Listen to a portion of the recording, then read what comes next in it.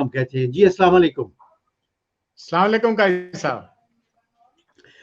ये दो चीज़ें जो है इन पर तो हमने डिस्कशन करनी ही करनी है, लेकिन आसिम सलीम बाजवा साहब जो है उन्होंने इस्तीफ़ा पेश किया है अपने वज़ीर आज़म साहब को, लेकिन उन्होंने सुना है जो खबरें हैं कि उन्होंने इस्तीफ़ा मंजूर नहीं किया।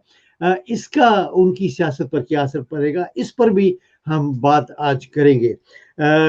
दूसरे हाफ में हमारे साथ और भी बहुत सारे जो दोस्त हैं वो ज्वाइन करेंगे। पीटीआई से हमारे साथ नासिर मीर साहब जो हैं वो ज्वाइन करेंगे, और पाकिस्तान मुस्लिम लीग नून से हमारे जनाब मोहम्मद सदीक साहब जो हैं वो भी ज्वाइन करेंगे। और पीपल पार्टी के, अब मुझे नहीं पता कि अभी भी वो पीपी में है या नहीं, जनाब हबीब जान साहब जो हैं वो लंदन से हमें ज्वाइन करेंगे। इफ्तिखार भाई, सबसे पहले यौम दिफा बड़े जोश और जज्बे से मनाया गया है हमारे मुल्क में, और जैसे मैं कह रहा था कि हमारे कुछ दोस्त जो हैं उनको चाहिए कि अपने जो अदारे हैं उनको सोशल मीडिया पर इस तरह बदनाम ना किया जाए, बल्कि उनको इज्जत दी जाए। जी अस्सलाम वालेकुम काजी साहब। बात यह है कि यौम दिफा 6 सितंबर को मनाया, आज यौम फ़िज़ाइया है। जी, तो जी, जो बिल्कुल। मेजर तकरीब हुई थी, हाँ, उसमें जनरल बाजवा साहब की भी स्पीच थी, आज एयर चीफ की स्पीच थी, और जो उन्होंने बुनियादी बातें की हैं, एक तो ये 5th जनरेशन वॉर की बात की है कि ये जो लोग ट्विटर पे, फेसबुक पे और फेक अकाउंट्स भी बनाए हुए हैं, क्योंकि देखें रॉ जो है वो अब उन ये तो पता है उनको कि पाकिस्तान के साथ लड़ना बड़ा मुश्किल है, तो वो आप मुख्तलिफ तरीकों से एंट्री जो है उनकी होती है। जिस तरह आप जो इंडियन कल्चर है आपके घरों में आ गया, मूवीज के जरिए हमारे ड्रामा जो है वो इतने सब स्टैंडर्ड्स हैं, और दूसरी जो चीजें जो जिस तरह हमारे जो ब्लॉगर जो होते हैं जो उनके मोल के तौर पे काम कर रहे होते हैं, और जनरल बाजवा पे बराह रास्त तनकीद भी कर रहे हैं। आसम बाजवा की आपने बात सुनी, वो अहमद नूरानी जो है, तो मैंने भी बल्कि सजेस्ट ये किया था जनरल बाजवा साहब के हवाले से कि आप उस नूरानी को, अहमद नूरानी को, वो गलत है या सही है, ये जो प्रेस स्टेटमेंट है वो शायद काफी नहीं है, क्योंकि इसमें अपोजिशन भी इन्वॉल्व हो गई है, और जो बिलावल है और मरियम, उनके स्पीचेस आई हैं, उनके ट्वीट्स आए हैं कि ये कोई मनी ट्रेल आपने नहीं दी, क्योंकि उन दोनों को भी मनी ट्रेल का मसला पड़ा हुआ है ना, दोनों फैमिलीज जी, को। बिल्कुल। तो वो इनको, जी, जी। हाँ, तो इस वजह से वो इस चीज को इंस्टिगेट कर रहे हैं लोगों को, और प्रोपेगेंडा कर रहे हैं। तो अब जनरल बाजवा साहब यानी आसम बाजवा साहब को वो चाहिए कि वो उसको बकायदा डिफेमेशन क्लास के तहत तो उसको बुलाए, और बुला के अपने जो डॉक्यूमेंट्स हैं जिसका वो कह रहे हैं, उन्होंने जो अभी 2-3 जो टीवी चैनल्स हैं उस पर इंटरव्यू देते हुए कहा कि सब कुछ मेरे पास डाटा अवेलेबल है, जो एविडेंसेस हैं जो बैंक्स के साथ जिनका ताल्लुक होता है, तो वो मैं प्रोड्यूस कर दूंगा। तो प्रोड्यूस करने का, अब देखें अगर वो जितना लेट करेंगे उतना ये चीजें एग्रावेट करेंगे। अब उसका एक और जवाब आ जाएगा, वो क्योंकि अमेरिका में बैठा है वो अहमद नूरानी, तो एक और आ जाएगा। फिर उसमें आप देखें कि ये जो पाकिस्तान के एंटी स्टेट एलिमेंट्स हैं जो केपीके के बॉर्डरिंग एरिया में काम कर रहे हैं, जो पश्तून पीटीएम के तहत वो बात कर रहे हैं, तो वो भी वो इसमें एंटर हो जाएंगे। फिर उसको पूरी सपोर्ट हासिल होगी, हमारी जो हॉस्टाइल इंटेलिजेंस एजेंसीज हैं वो ऑब्वियसली इस चीज को वो बढ़ावा देंगी, और सी पैक मेन टारगेट है उनका ना, तो सी पैक पर वो जो बात करेंगे, तो जाहिर है कि वो जनरल बाजवा को अगर डैमेज करेंगे तो इनडायरेक्टली, अगर ये कहा जा रहा है कि चाइना को अपना जनरल बाजवा के साथ सी पैक के हवाले से किसी किस्म का कोई मसला नहीं है, ना प्रॉब्लम है, तो ये 5th जनरेशन वार मैं ये समझता हूं ये ज्यादा खतरनाक है एज कंपेयर टू ये जो इवन न्यूक्लियर वार से भी ज्यादा खतरनाक है, क्योंकि ये जो 5th जनरेशन वॉर होती है, ये हाइब्रिड वॉर जो है, ये बुनियादी तौर पे आपकी जो नेशन के जो सेनर एलिमेंट्स हैं उसको सबवर्ट करने, उनके माइंड को सबवर्ट करने के लिए इस्तेमाल होते हैं। और वो ऑब्वियसली अगर आपका सिटीजन जो है वो उसमें एहसास महरूमियत पैदा करनी शुरू कर दी जाए, तो वो ऑब्वियसली उस फौज जहां पे फौज हमें उस मुल्क की फौज कभी भी कामयाब नहीं हो सकती जिसकी जो नेशन जो है उस फौज की सपोर्ट ना करे। तो आप देखें 1965 की आपने बात की, यौम दिफा की, तो पूरा जो पाकिस्तान उस वक्त निकला हुआ था बाहर, और इवन बॉर्डर्स पे जो आपने देखा होगा जब मेजर अजीज भट्टी शहीद हुए थे BRB लिंक नहर पे, और वहां पे लोग जो गांव से निकलकर फौजियों को मोर्चों में जाके वो उनको दूध, उनको खाना, उनको पीना वो दिया करते थे। उस वक्त ना मीडिया होता था ना, और आर्मी के पास इतने ज्यादा वो वेपन्स, उस तरह के मॉडर्नाइज वेपन नहीं थे एज कंपेयर टू इंडिया, जो उस दौर में जो वेपन्स हुआ करते थे। उसमें भी देखें हमारी कौम ने फौज के साथ खड़ा होकर, और कबायली भी निकल आए थे, आपने देखा होगा ये बॉर्डरिंग एरिया पे, वो उन्होंने पाकिस्तानी जो फौज है उसका साथ उन्होंने बिल्कुल उसी तरह साथ दिया है। सिर्फ उनके पास असला नहीं था, या जो कुछ भी होता था वो काम करते थे। अभी भी जो 5th जनरेशन जो वॉर जिसकी जनरल बाजवा ने बात की है, और जो हमारे दूसरे जो इंटेलिजेंस चीफ भी हैं वो भी इस चीज को बावर करते हैं कि दुश्मन जो है हमसे इसमें जीतना। आपने ये देख लिया है कि बालाकोट वाला जो डिबैकल हुआ है इंडिया का, और फिर उसमें अभिनंदन वाला फिर जो डिबैकल हुआ है, तो वो उनको पता है कि पाकिस्तान आर्मी जो है वो ये जो इक्विपमेंट की भड़वत है उनके पास, या वेपन्स की जो लीथल जो वेपन्स हैं जो इंडिया के पास हैं, तो ऑब्वियसली वो हमारा जो जवान है या हमारे जो फौज है वो उन पर वो काबू नहीं पा सकता। उनका जो असला, जो हमारे हौसले हैं, दूसरा ये नहीं है कि पाकिस्तान के पास टेक्निकल नो हाउ नहीं है, वो उनसे ज्यादा एडवांस। हमारी जो मिसाइल टेक्नोलॉजी है वो इंडिया से 1000 दर्जे बेहतर है। और इस बात को मैं कहने में मुझे कोई मतलब आर नहीं है कि ये जो मिसाइल टेक्नोलॉजी है, जब बेनजीर भुट्टो की पहली गवर्नमेंट थी तो उस वक्त चाइना से ये ली गई थी उस वक्त। तो वो हमारी जो अफवाज हैं वो इस वक्त फुली इक्विप्ड हैं, वो हर लिहाज से तैयार हैं, और कोई भी वो जो एडवेंचर या मिस एडवेंचर करने की वो कोशिश करेगा इंडिया, तो ऑब्वियसली पाकिस्तान उसको मुंह तोड़ जवाब देने के लिए हर दम तैयार है, पूरी नेशन उनके साथ है। हाँ, चंद ये एलिमेंट्स हैं इसका मैं पहले भी जिक्र करता रहा था कि ये लोगों को गलतियां होती हैं, हमारी एडमिनिस्ट्रेशन से भी गलतियां होती हैं, मिलिट्री एस्टेब्लिशमेंट से भी गलती हो सकती है उनके, लेकिन हम उनके जो नेशनल जो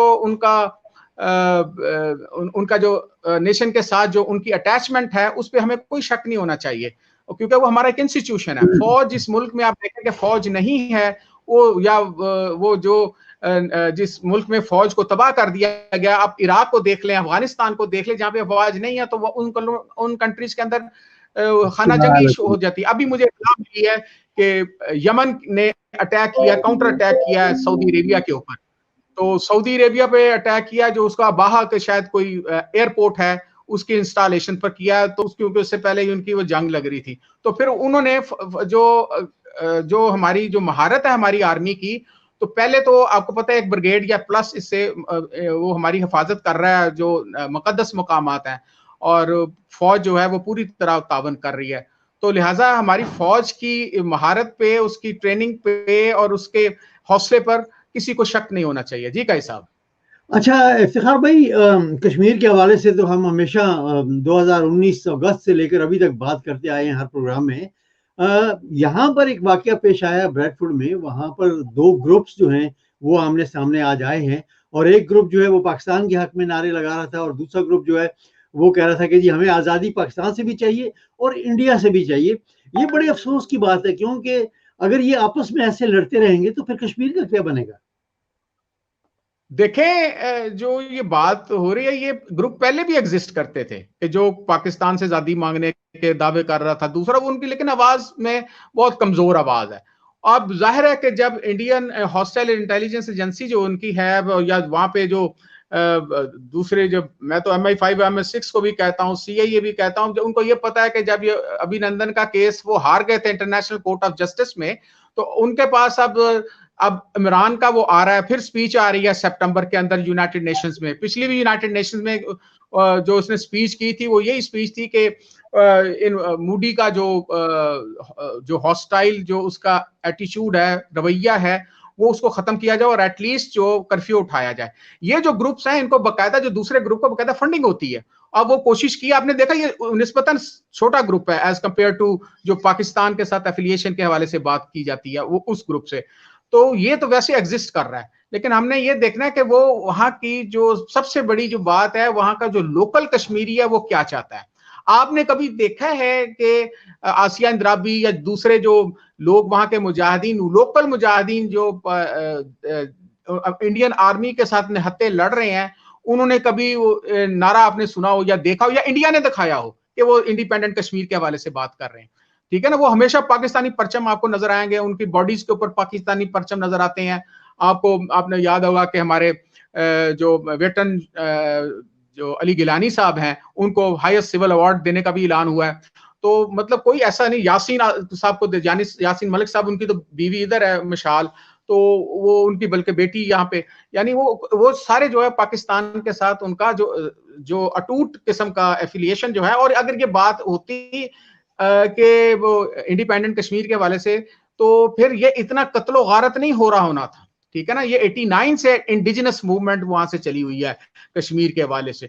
तो वहां अब ये इंडिया जो है पाकिस्तान से वो इस हवाले से नहीं वो जीत सकता, ये एलओसी के हवाले से कि जी एलओसी को परमानेंट वो डिक्लेयर कर दें, बाउंड्री डिक्लेयर कर दें। तो उसूली तौर पे तो ये जो यूनाइटेड नेशंस हैं, उसको ये चाहिए था कि ये मामला जो है 1948 से एजेंडे के ऊपर है, और पाकिस्तान नहीं गया था यूनाइटेड नेशंस में, वो इंडिया गया था यूनाइटेड नेशंस में नेहरू के जमाने में। तो वो अभी भी उस पे खैर वो उन्होंने जो 370 और वो जो 35 जो इसमें खत्म किए हैं, तो उसके बाद तो वो बिल्कुल ये ओपन हो गया इनके लिए कश्मीरियों के हवाले से। और वहां पे कश्मीरियों को आपको पता है कि वहां पे उसको उनकी आबादी को कम करने के लिए वहां इंडिया हिंदुओं को लाया जा रहा है, उनकी बस्तियों को आबाद किया जा रहा है। लेकिन वो किस हद तक, 98% है तो अब 96 हो जाएगा, 90 हो जाएगा।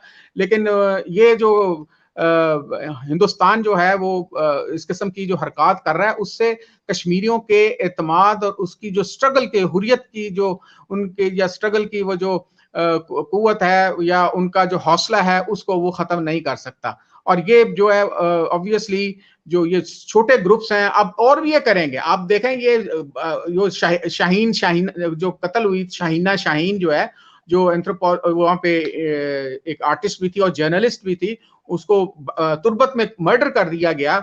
और वो जाहिर है कि उन एलिमेंट्स ने उसको मर्डर किया है, और जो वहां पे बलूचिस्तान में इंतशार फैलाना चाह रहे हैं। तो हमें बहुत ज्यादा विजिलेंट रहना पड़ेगा, हमारी इंटेलिजेंस एजेंसी को बहुत ज्यादा विजिलेंट रहना पड़ेगा। ऐसा भी हो सकता है कि वो कोई इस तरह का हमला कर दें पाकिस्तान के किसी एरिया में और फौज पर इल्जाम लगा दिया जाए, जिस तरह ऑलरेडी मिसिंग पर्सन जो हैं उनका इल्जाम लगाया जाता है। जी गाई साहब। अच्छा इफ्तिखार भाई, ये बताइएगा कि अपोजिशन में भी बहुत सारी क्रिटिसिज्म जो है वो इस हुकूमत पर आती है, और ख़ास तौर पर तो मौलाना साहब जो हैं वो भी बोले हैं कि जी ये हुकूमत जो है ये कश्मीर के बारे में कुछ नहीं कर रही। हालांकि वो खुद भी तो चेयरमैन रहे हैं 10 साल से ऊपर, तो उन्होंने क्या कुछ किया है? देखें, पहले तो आपके हरदिल अजीज जो हैं दोस्त फजल रहमान साहब, वो तो अब भी किधर है वो मुझे बताएं। चले, पाकिस्तान तो आज भी उन्हीं का है ना। तो पाकिस्तान में कश्मीर के वाले से तो उनको एम्बेसी में जाना चाहिए था आज, वहां पे उनको करारदाद मजम्मत पेश करना चाहिए थी, ठीक है ना। तो वो मतलब पाकिस्तानी तो हैं, अगर वाकई वो अपने आप को पाकिस्तानी समझते हैं। बाकी ये जो मकबूजा, अब मुझे ये बताएं कि वो इमरान जो है वो जहाज लेके और जनरल बाजवा और एयर चीफ जहाज लेकर वहां पे अटैक करने चले जाएं, ठीक है ना। वो इंटरनेशनल एक डिप्लोमेसी होती है जिस हवाले से जवाब भी दिया जाता है। और कश्मीर के हवाले से मुझे बताएं, कल भी उसने जनरल बाजवा ने कश्मीर के हवाले से बात की, मकबूजा कश्मीर में। और ये जो बच्चे शहीद हो रहे हैं हमारे, एक लेफ्टिनेंट नासिर खालिद वो मतलब उधर, और ये कश्मीर के महाज पर भी शहीद हो रहे हैं, वो वहां पे वो शरंगेजी करते हैं बॉर्डर के ऊपर। तो ऑब्वियसली वो जवान शहीद हो रहे हैं, अपना खून दे रहे हैं, और मतलब क्या करें कि वो वहां जाके इन्वेड कर दें, कश्मीर के ऊपर हमला कर दें। वो जिस तरह ये औरिया मकबूल कहता था, या जायद अहमद जो है वो निशापुर से वो दिल्ली में लाल झंडा लहरा दें। तो इस तरह आजकल जो है वो मामला जो है वो इस तरह वो हल नहीं होते। इसके लिए हमें ये जो डिप्लोमेसी करनी चाहिए, जो उनको भी करनी चाहिए जो पिछली हुकूमतें गुजरी हैं, कि यानी इसमें ये नहीं है कि इसमें कोई बेहतरी की गुंजाइश मौजूद नहीं है। हमारी पॉलिसी, हमारे जो लोग हैं, अब जाहिर है कि इमरान को अपने मसले, अब फैटफ का मसला पड़ा हुआ है, ठीक है ना। अगर वो निकल जाता है अपना लेकर अपने कुछ लोगों को लेकर मुख्तलिफ कंट्रीज के, वो लोगों से मिलता है, वहां पे लेने की, उनकी इतमाद लेने की बात करता है कश्मीर के हवाले से। दूसरा, आपको पता है कि सऊदी अरेबिया अभी तक तैयार नहीं है। जो यूएई है वो उसने इसराइल के साथ वो नॉर्मलाइजेशन ऑफ जो हालात हैं वो उसके लिए वो सऊदी अरब खोलने के लिए तैयार हो गया। इफ्तिखार भाई, सऊदी अरब ने कह दिया ना कि हम अभी तक तस्लीम करने के लिए तैयार नहीं है बिल्कुल। वो उसकी वजह थी ना, उसकी वजह ये थी कि ये पोम्पियो गया पहले, वो उधर अभी 3 नवंबर को इंतखाबात हो रहे हैं ना उधर अमेरिका के, तो अब अमेरिका से पहले अब इनको जो सऊदी अरेबियंस हैं उनको मसला पड़ा हुआ है। जाहिर है कि सऊदी अरेबिया में खुद भी उनकी फैमिलीज में इंतशार है, उन कई शहजादों को और अपने चचा को तो एमबीएस ने अरेस्ट किया हुआ है। और जनरल बाजवा से भी मुलाकात नहीं हुई, जनरल खालिद से जो उनका छोटा भाई एमबीएस का, सिर्फ उससे मुलाकात ही वापस आ गए। तो क्योंकि जनरल जो साहब ने बिल्कुल क्लियर बात कर दी थी कि भाई हम कश्मीर के मसले पर इंडिया से हम आपके मौकफ की तायद नहीं करते। अब मुझे ये बताइए क्या मिलिट्री डिप्लोमेसी नहीं थी? वो कहते कश्मीर के लिए काम नहीं कर, वो जनरल बाजवा जो कश्मीर को बेच कर खा गया। ये प्रोपेगेंडा है फिफ्थ जनरेशन का। और मजे की बात ये है कि हमारे जो जर्नलिस्ट हैं, वो जो कुछ जर्नलिस्ट जो हैं, वो जो पेरोल पे होते हैं, जो डांस करते हुए वीडियोस में दिखाई दे रहे होते हैं, तो वो लोग जो हैं वो कह रहे होते हैं कि जनरल बाजवा जो है, आपके उधर भी बैठे हुए हैं, जो मेरा पिछला इंटरेक्शन हुआ था, बर्तानिया के जर्नलिस्ट जो हैं, कि वो चाहते हैं कि जी, वो कहते हैं कि जी पाकिस्तान आर्मी खा गई, आईएसआई बेच के खा गया है। हालांकि मैंने वो पूछा भी था उनसे कि बयाना जो है वो कहाँ हुआ है और किसने खरीदा है इसको। सही है। तो अच्छा, हमें बहुत ज्यादा विजिलेंस जी सर भाई, ये एक मैसेज है जो आप भी देख रहे होंगे यकीनन। सऊदीया में जी मुकीम पाकिस्तानियों की हालत इज़ार की तरफ प्राइम मिनिस्टर और जुल्फी बुखारी साहब की तवज्जो दिलाएं, तो इसमें प्राइम मिनिस्टर क्या कर सकते हैं?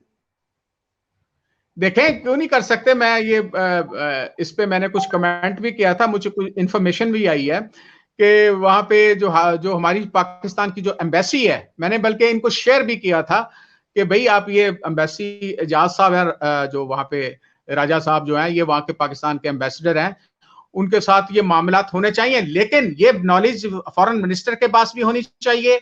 और ये उनको इत्मीनान में जुल्फी बुखारी साहब जो कह रहे हैं कि जी तमाम मामला जो खत्म हो गए, तय कर आया हूं मैं, ये पाकिस्तानी एम्बेसीज के अंदर मुख्तलिफ, ये सिर्फ सऊदी अरब की एम्बेसी नहीं है, ये तमाम जो पाकिस्तान की एम्बेसीज हैं, उनकी हालत जार जो है वो वहां के जो लोकल पाकिस्तानी, ओवरसीज पाकिस्तानी है, उनके लिए जरूरत इस अमर की। मैं इवन बर्तानिया की एम्बेसी की भी बात कर रहा हूँ, कौंसल जनरल जिन जिन मुल्क, जिन जिन कंट्री सिटीज में खुले हुए हैं, वहां में हालत जार को बेहतर नहीं है। आप लंदन में बैठे हुए हैं, मुझे बताएं कि पाकिस्तानी कितने खुश हैं आपकी जो पाकिस्तान की एम्बेसी जो यहाँ पे काम करी, पाकिस्तानी जो हाई कमीशन जो है यहाँ पे, तो ये इनको पहले पहले तो बहुत यानी कि मायूस कुन हालात थे यहाँ के, लेकिन अब कुछ थोड़ा थोड़ा इम्प्रूवमेंट जो है वो हो रही है। यहाँ पर लोकल जो कम्युनिटी के लीडर्स हैं, वो यहाँ पर उनको इनवाइट करते हैं, यहाँ पर हर सिटी में वो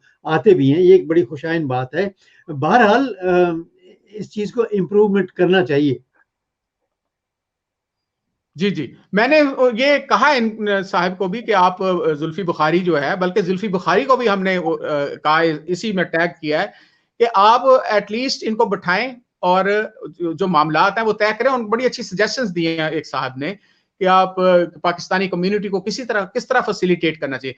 पाकिस्तान के जो ओवरसीज जो हैं, वो जरूरी नहीं है कि जो वहां का जो एम्बेसडर है वो कोई आसमान से उतरा हुआ पाकिस्तानी एम्बेसडर जो है, जो वहां की जो पाकिस्तान ओवरसीज पाकिस्तानी जो 30 लाख हैं उधर सऊदी अरेबिया के अंदर, ठीक है ना, जिसकी थ्रेट की वजह से इमरान खान खामोश हो गया था, वो मलेशिया की कॉन्फ्रेंस नहीं अटेंड की, उन्होंने कहा मैं वापस भेज दूंगा इनको, और वो इतना जी तुम जी कैसे जी बोझ बर्दाश्त करोगे।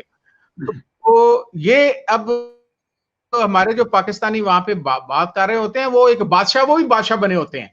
तो वहां सऊदी अरब में जाहिर है कि ये जो, क्योंकि अब सोशल मीडिया आ गया, अब तो 1 मिनट में उसके पास इंफॉर्मेशन चली जाएगी जुल्फी बुखारी के पास। बल्कि इन साहब को कहा था कि उनको लाइन पर लेकर उनसे पूछें और आमने सामने इनका साथ वो करवा दें, मुनाजरा करवा दें, ठीक है ना। अगर वो सजेशन, अच्छी सजेशन में क्या है, ये इनको जो पैसे मिलते हैं जुल्फी बुखारी को, ये दफ्तर जो मिलता है, इसको टेलीफोन मिलता है, जो गाड़ियां मिलती हैं, पेट्रोल, ये हमारे टैक्सेस का पैसा है, ठीक है ना, हमारे टैक्सेस से पैसे जी रहे हैं। ये जो बादशाहत का तो तस्वर है ना, ये नहीं है। खुद जुल्फी बुखारी उधर लंदन से जब आया था तो उसको पता नहीं है वहां पे इस तरह की कोई बात होती है। वहां तो ऐसी तैसी फेर देते हैं, चाहे वो कोई भी टोनी ब्लेयर है, चाहे वो डेविड कैमरॉन है, चाहे जॉनसन है, तो वो तो नहीं छोड़ते। तो लेकिन ये तो मेरी उनसे लेकिन जी अनफॉर्चुनेटली इफ्तिखार भाई, हम यहाँ आकर इतना अरसा रहने के बावजूद भी हमारे अंदर से वो चीजें नहीं निकलती जो हमें निकालनी चाहिए। जी जी, मैं वो देखें, वो बात वही आ जाती है ना कि हमें वो जो ग्रीन पासपोर्ट की, अब यही अमेरिकन पासपोर्ट हो आपका, ठीक है ना। तो वो उसमें वो चीज आपको, हमारे पाकिस्तानी भी इसमें मुलव्वस हैं। अब ये कहना कि पाकिस्तानी सारे वो ठीक है, तो जिस तरह की एम्बेसी के लोग हैं उसी तरह की नेशन के लोग ओवरसीज पाकिस्तानी क्या क्या हरकतें नहीं करते वहां पे, ठीक है ना। हमें भी इंफॉर्मेशन मिलती है ब्रेडफोर्ड में, ब्रिमिंघम में, और ये तो वो तो प्रॉब्लम होती है। हमारे जो इनबिल्ट मैकेनिज्म है हमारे अंदर जो पाकिस्तानियों के, वो कुछ है इस तरह का मसला भी। सारे पाकिस्तानियों को तो नहीं होता, लेकिन कुछ इस तरह की बातें होती हैं जिस वजह से एम्बेसीज भी उनको सपोर्ट नहीं करती। और वहां का जो एम्बेसी के साथ वहां का जो लोकल कम्युनिटी है, अब जितना इत्तेहाद होगा, अब आप कह रहे हैं कि जी कश्मीर के वाले से आप लें, इन लोगों को इकट्ठा करें। आप दूसरी तरफ वो एक कश्मीर की अलहदगी की बात कर रहे हैं और एक तरफ पाकिस्तान के साथ मिलाप की बात कर रहे हैं, तो ये कैसे पॉसिबल है? अब खुद आप में लोगों में इत्तेहाद नहीं होता।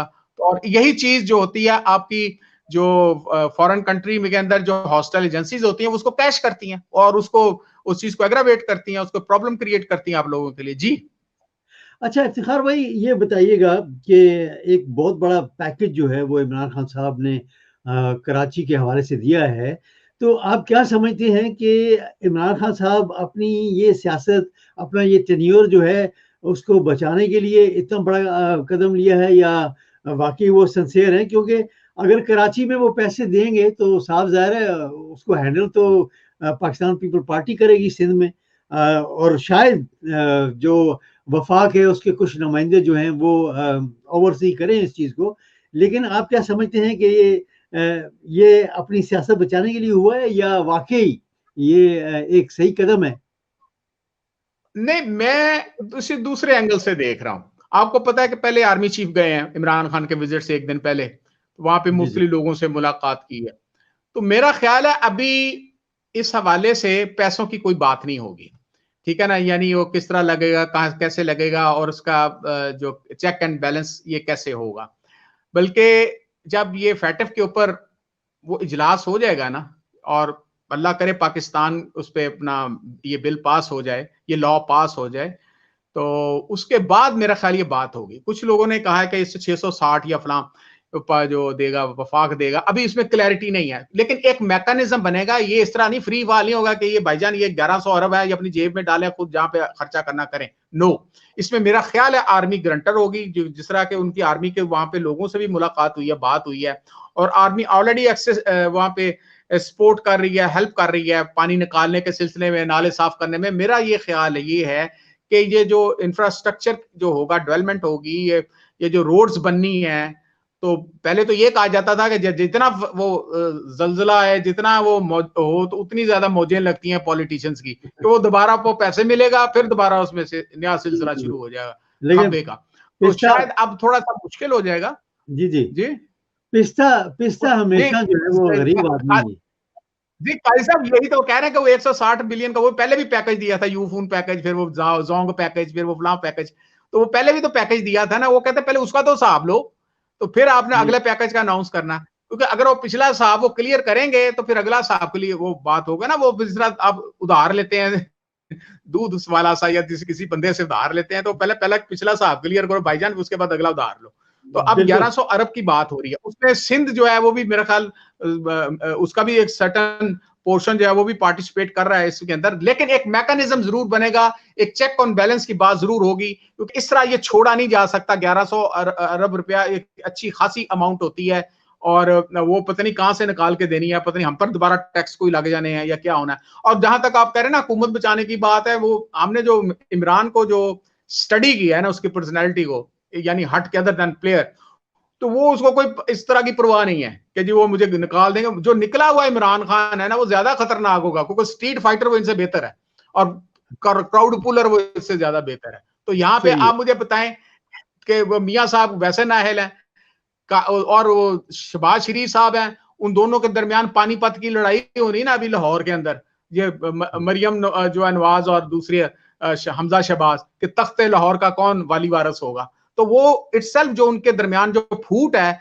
वो अल्टीमेटली जो फायदा देगी वो पीटीआई को।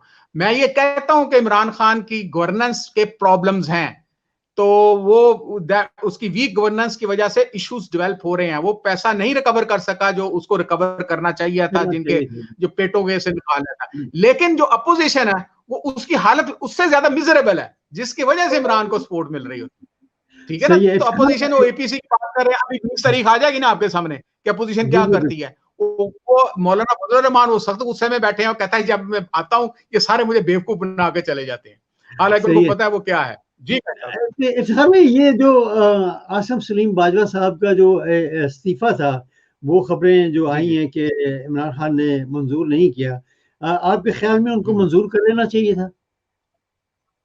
देखें, मैं तो इस मीडिया एडवाइजरी के इस्तीफे को कोई अहमियत नहीं देता, ठीक है ना। वो आगे भी कोई, मेरा ख्याल है वो उनका कोई मेजर रोल नहीं है मीडिया की एडवाइजरी के वाले से।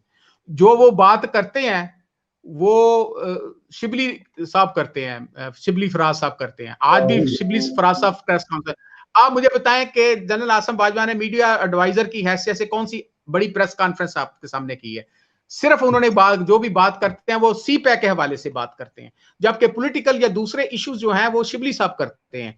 तो और शिबली साहब मिनिस्टर भी हैं और वो इलेक्टेड भी सेनेटर भी हैं।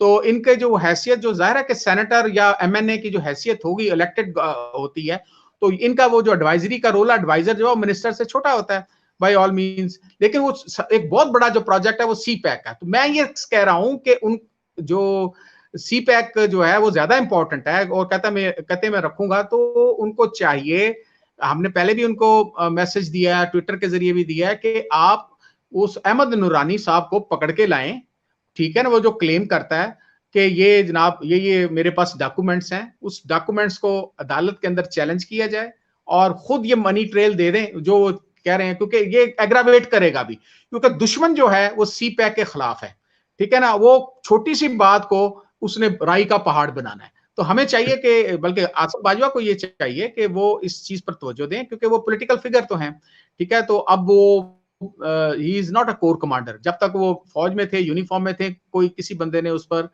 उंगली नहीं उठाई। तो लिहाजा उनको चाहिए कि इनके खिलाफ केस करे डिफेमेशन क्लास के तहत और लेके आए उनको अदालत के अंदर और उसको कहें कि आप साबित करें ये जो आप अटेस्टेड डॉक्यूमेंट्स की बात कर रहे हैं ना, इस अटेस्टेड डॉक्यूमेंट्स के वाले, क्योंकि फौज को बदनाम ना करें। क्योंकि फौज को बदनाम करते हैं तो फिर उससे, क्योंकि उनका ताल्लुक सी पैक से है, ये मीडिया एडवाइजरी की अगर वो एक्सेप्ट भी कर लेते मैं नहीं समझता, लेकिन उसमें मरियम का ये वो है कि जनाब अगर ये एक्सेप्ट कर लेते तो उसकी वो इमरान खान की क्रेडिबिलिटी जीरो हो जानी थी और उसको खुद भी इस्तीफा देना पड़ना था।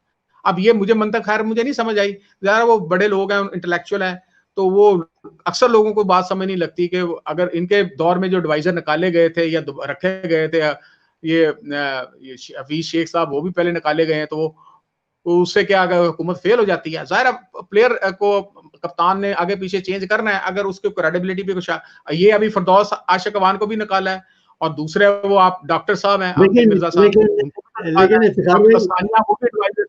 जी। लेकिन इफ्तिखार भाई, एक प्लेयर जो है ना, सो कॉल्ड वसीम अकरम, वो नहीं हिल सका अपनी जगह से। आप देख लें, वो कहता है जी मैं वो जीरो नॉट आउट खेल रहा हूँ और मेरे सामने सारे आउट होते जा रहे हैं और मैं दूसरी तरफ वो जीरो नॉट आउट खेल रहा हूँ। He will carry the bat. Carry the bat आप समझते हैं ना कि ओपनर के साथ आए, एंड तक वो सारे आउट हो जाए, वो अकेला not out, zero not out के बाहर आ जाएगा, ठीक है ना। उसे कहता है कैरी द बैट। तो हमें तो यही लगता है वो कैरी द बैट करेगा। 2 साल तो गुजर गए हैं, अब वो आधा जो सराइकी बेल्ट का वो जो सूबा बना है, जो जनूबी सूबा जो है, वो ऑब्वियसली उसमें अब उसको खड़ा करना शुरू कर दिया है। उसमें एडिशनल चीफ सेक्रेटरी चला गया, एडिशनल आईजी चला गया और वहां के मामला अब आहिस्ता आहिस्ता ट्रांसफर किए जा रहे हैं, एडमिनिस्ट्रेटिव पावर्स वहां पे ट्रांसफर की जा रही है। तो वो मेरा ख्याल है वसीम अकरम की जगह वो छोटा सा वो सकलैन मुश्ताक रह जाएगा, ठीक है, जो स्पिन बॉलिंग कराता है। तो वो अब आगे देखते हैं कि वो वसीम, ये बुज़दार साहब, क्योंकि उस पर भी केस चल रहे हैं, ये जो वो, लेकिन उसको इमरान को ये नहीं कहना चाहिए था कि जनाब ये जो शराब का लाइसेंस है वो तो उसके खिलाफ ऐसे बनाया गया। वो आप ये देखें, आपके वो जो मरूफ अदाकार है, आपकी जो फैन है जिसके आप, तो वो अतीका उर्डो है, उसकी 2 बोतलें को 7-8 साल लगे हैं बोतल बनने में। जबकि शर्जील को देख लें तो उसने उसी टाइम पर मौके पर ही बता दिया कि शराब नहीं है, ये तो शरबत है, ये तो हनी है। तो उसके वो हनी में शहद बदलने में उसको 7 साल लगे हैं, और वो भी सुओ मोटो पर। और वहां पे जनाब मौजूद थे चीफ जस्टिस साहब।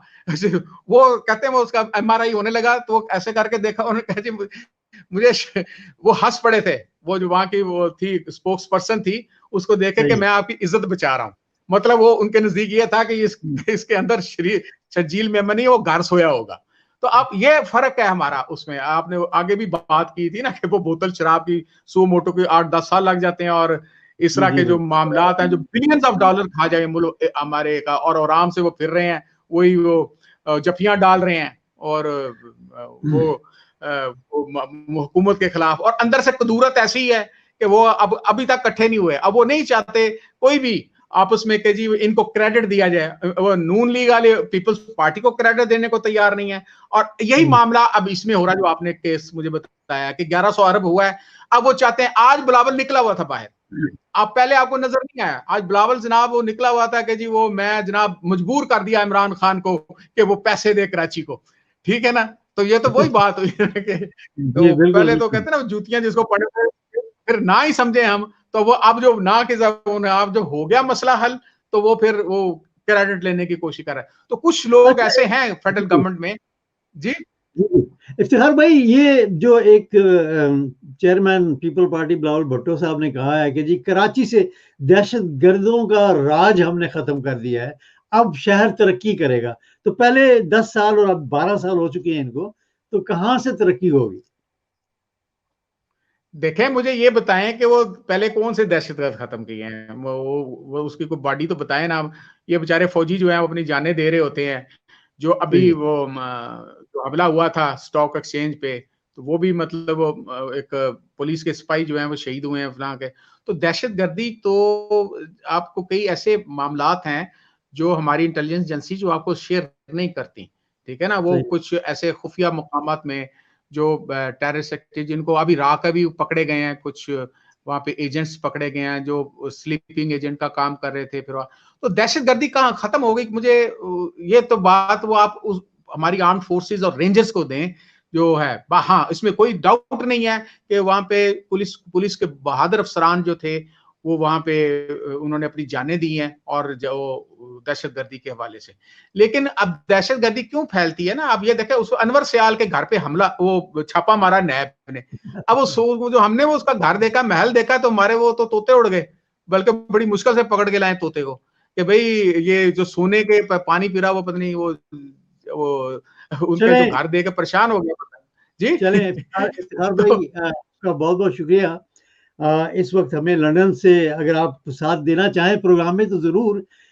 मज़ीद इस वक्त हमारे साथ लंदन से जनाब हबीब जान साहब जो हैं उन्होंने भी ज्वाइन कर लिया है, जो कि पाकिस्तान पीपल पार्टी से हैं। उनसे भी हमने बड़ी बातें करनी है, पता नहीं अब वो हैं पीपल पार्टी के साथ कि नहीं। और हमें पाकिस्तान मुस्लिम लीग नून के मियां मोहम्मद सदीक साहब जो है उन्होंने भी ज्वाइन कर लिया है। तो मुझे स्पेनिश टीवी पे बात करनी है, मैंने उनको टाइम दिया था।